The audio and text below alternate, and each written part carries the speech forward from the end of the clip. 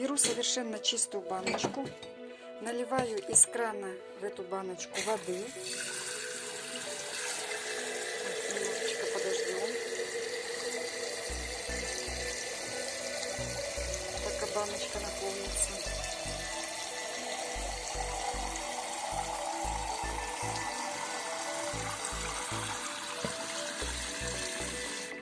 И смотрим, что предлагает нам водоканал для употребления в пищу.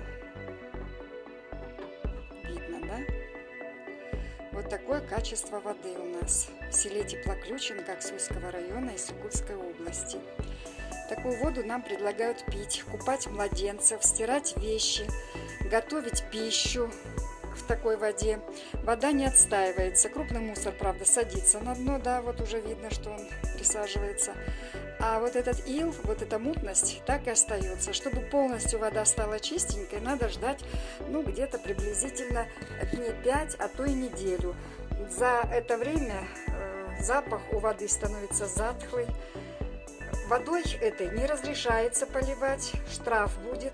Мне кажется, пришли бы и сказали, ну не мне, конечно, вообще разрешили бы, сказали, да хоть поливайте этой водой, в пищу-то ее употреблять нельзя, и вообще в целях домашних никак нельзя, даже пол помыть, наверное, такой водой нельзя.